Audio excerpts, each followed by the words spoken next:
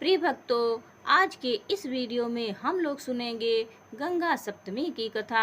वैशाख मास के शुक्ल पक्ष की सप्तमी तिथि को गंगा सप्तमी के रूप में मनाया जाता है। गंगा सप्तमी माँ गंगा को समर्पित है। इस दिन को गंगा जयंती के रूप में जाना जाता है, क्योंकि इस दिन देवी गंगा का पुनर्जन्म हुआ था। जब राजा बलि ने वामन भगवान को 3 पग धरती नापने को कहा, तो उस समय वामन भगवान का बायां चरण ब्रह्मांड पर चला गया।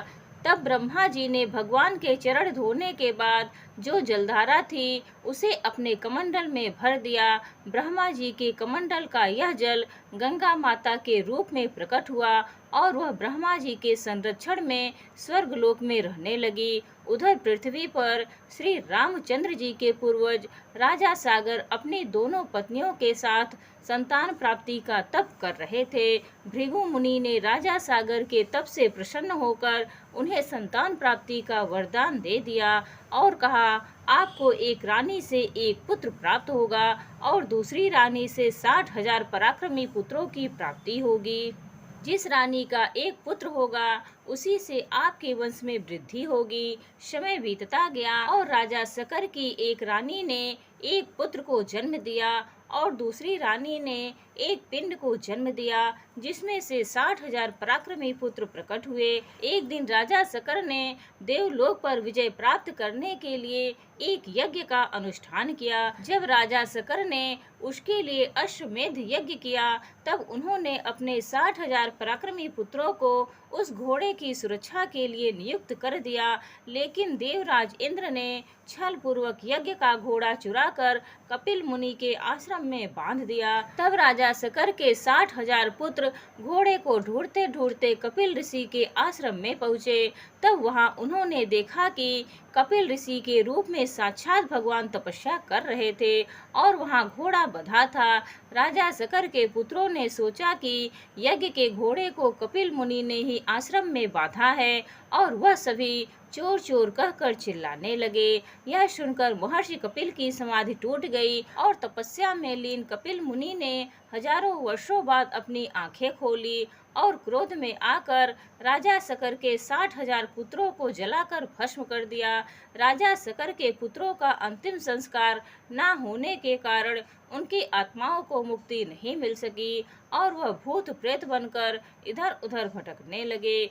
तब राजा सगर ने अपने तेजस्वी पौत्र अंशुमन को अपने पुत्रों और घोड़ों का पता लगाने के लिए आदेश दिया।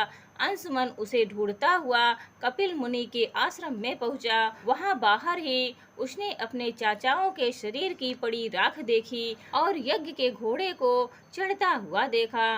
कपिल मुनि की स्तुति करके अंशुमन ने उन्हें प्रसन्न किया। कपिल मुनि ने उन्हें बताया कि अगर पवित्र गंगा का जल भस्म हुए सगर पुत्रों पर चढ़ाया जाए तो उन्हें मुक्ति मिल सकती है। इसके बाद अंशुमन राजा सगर के पास पहुँचे और उन्हें सारी बात बता दी। राजा सगर ने दुखी मन से ही उस यज्ञ को पूर्ण किया। अंशुमन के प्रतापी पुत्र राजा दिलीप के धर्मनिष्ठ पुत्र भागीरथ जब बड़े हुए तो उन्होंने अपने पूर्वजों की आत्मा की शांति के लिए तपस्या करने का बीड़ा उठाया। भागीरथ ने ब्रह्मा जी की तपस्या की, जिससे वो गंगा जी को पृथ्वी पर लाए।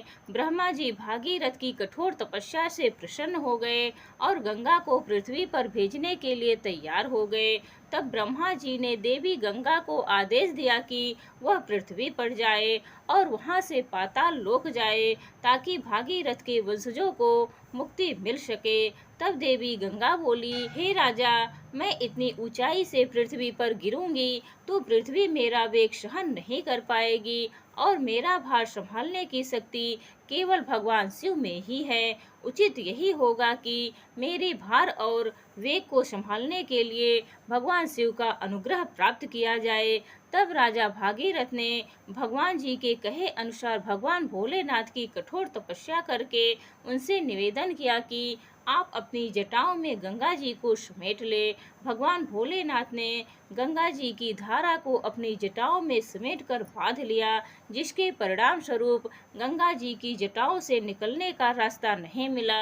अब महाराज भागीरथ को चिंता हुई उन्होंने एक बार फिर भगवान भोलेनाथ की आराधना की, जिससे भगवान भोलेनाथ ने गंगा की एक धारा को मुक्त करने का वरदान दिया और भगवान शिव ने अपनी एक जटा को खोल दिया, जिससे गंगा जी की धारा पृथ्वी पर प्रवाहित हो गई। तब राजा भागीरथ की राज्य की ओर जाते हुए गंगा माता का शक्तिशाली प्रभाव एवं प्रचंड वेग से जहानु ऋषि का आश्रम नष्ट हो गया, जिससे जहानु ऋषि क्रोधित हो गए और क्रोध में आकर उन्होंने पूरी गंगा को पी लिया। इसके बाद भागीरथ समेत सभी देवताओं ने जहानु ऋषि के सामने क्षमा याचना की और माँ गंगा को मुक्त करने का आग्रह किया, ताकि देवी गंगा जन कल्याण कर सके।